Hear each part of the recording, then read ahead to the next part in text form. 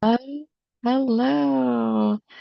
Happy middle of the week. We are making our way through. Hold on. Today's Thursday. I thought it was Wednesday.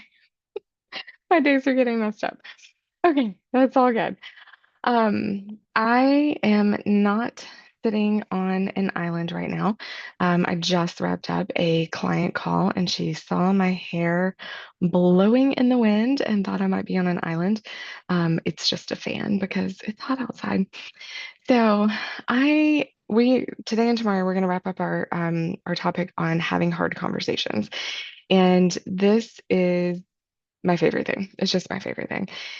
And I want to address a key component in that hard conversation part where we avoid the hard conversation. That's what we're going to dig into today. Now, I know that all of us, myself included, have had moments and had times where there are just things that we don't want to have the conversation. And it's not always conflict avoidance. It's more that we're not sure how they're going to respond. Are we going to deliver it in the way that is going to meet their need? Are we going to mess it up?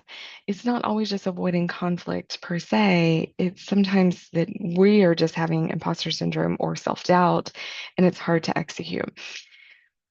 It's normal. We're humans. But when you have been thinking about this conversation in the shower for 3 weeks and you've been playing it out in your head and you're just wondering, I have all these thoughts and what's going to happen and what's going to come out and am I going to do this the right way? Are they going to receive it the right way? What if they get mad? What if I mess it up? What if I make a mistake? What if I regret having the conversation? All of these things are there. And so we tend to create the conversations before they've happened and we start playing them over and over again.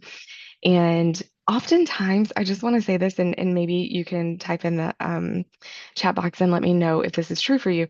But we rarely hypothesize and we rarely imagine the best case scenario. For some reason, that doesn't seem to happen. We're always imagining the worst case scenario. And I think our brains are just trying to prepare us so that we have all of the worst case things happened and played out and we know what we'll do. But it's always possible that one can be rogue and come out of left field and we're still not prepared like we wanted to be prepared, right? So the conversation could be with a direct report that is checked out and everybody knows it. It might be a peer who threw you under the bus in front of your team or your boss and smiled all the way through it.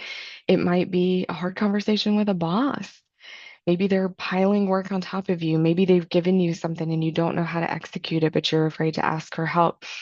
Maybe it could be a thousand things, but I know you're already thinking in your head who this conversation is with and exactly what you're maybe avoiding because it just takes up a lot of headspace. We know where they're at, what that conversation is, and who it's with, and you've rehearsed it a dozen times, and maybe you've even psyched yourself up to say, this is it. Today's the day. We're going to do this and you talk yourself out of it. You find a reason. You say they're busy, you're busy, the timing's off. Maybe the problem will just fix itself. Maybe I don't even have to have this conversation. Maybe I talked myself into having it, but it's just going to resolve on its own.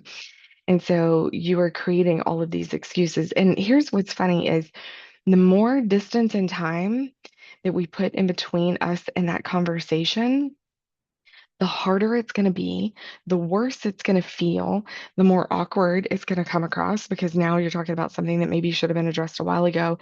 And especially if it's your boss or your direct report, they're going to be like, shouldn't we have talked about this last week or the week before or a month ago?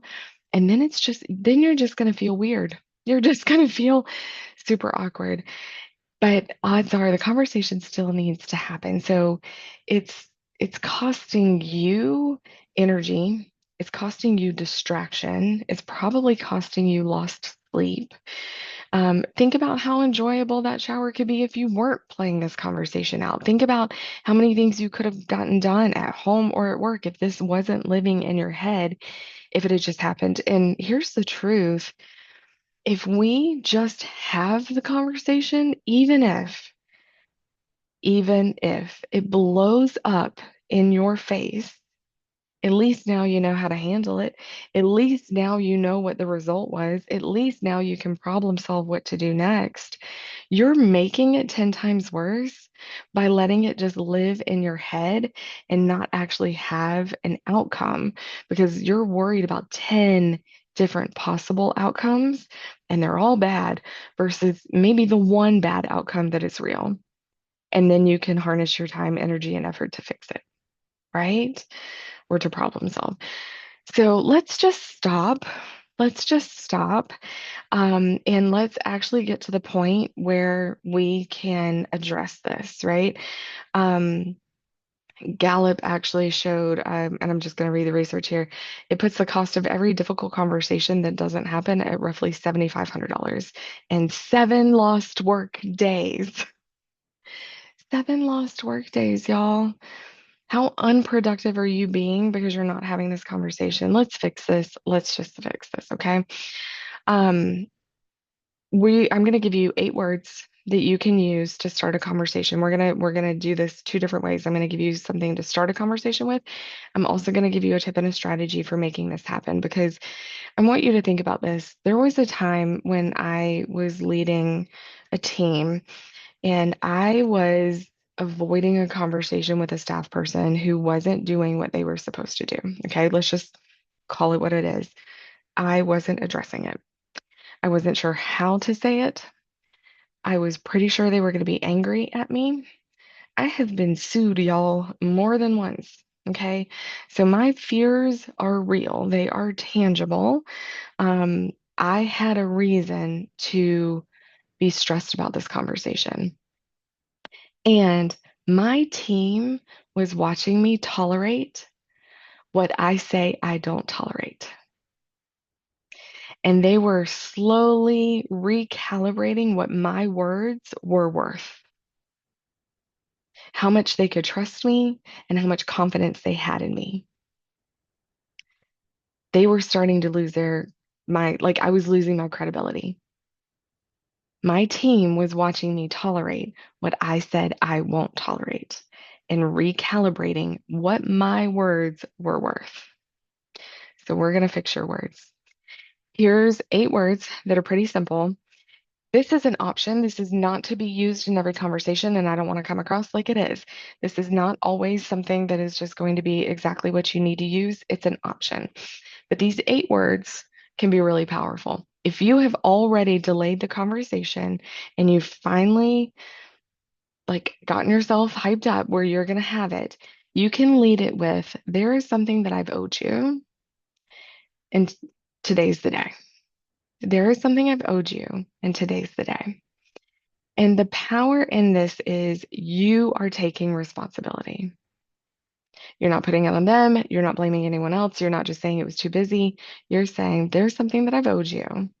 Today's the day. We're going to have that conversation. So let's jump in. Okay. 8 really powerful words.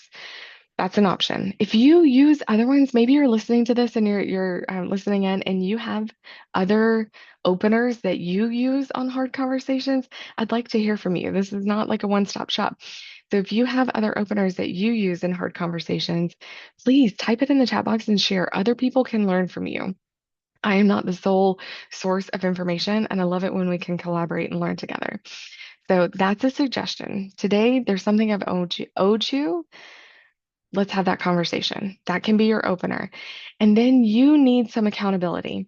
If you get a practice partner to practice the hard conversation, do it. If you want to hire a coach to help you with it, hard conversations are like my favorite thing. I can help you with that. You can also get a friend that will log onto a Zoom call with you or come over and have coffee and let them rehearse with you and then let them be your accountability partner. Put it on the calendar even if you don't like if it's not a virtual meeting, but you're going to have that meeting in person, put it on your calendar so you can remind yourself and be accountable to it. And then your accountability partner, put it on their calendar so they know that by today at 3 o'clock, you were going to have that conversation and they can follow up with you. They can call you, they can reach out to you, they can text you, whatever it is, and let them help you be accountable to that conversation. Okay. So there's your power opener. Get an accountability partner to practice with and hold you accountable to having that conversation, whatever that looks like for you. Okay. This is how we follow through. This is how, so we talked about building trust, building credibility, the three things that we need in our conversations. We need the clarity, we need the trust, and we need the timing. Here's how you actually make that conversation happen, right? Here's how you execute and get it done because we get things done. We don't just talk about it. Okay.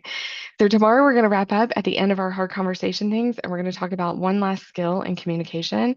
You guys are going to love it. This has been so much fun. I have loved all of the conversations that we've had, and I can't wait to talk to you guys. All right. Happy almost Friday. I'll talk to you guys tomorrow.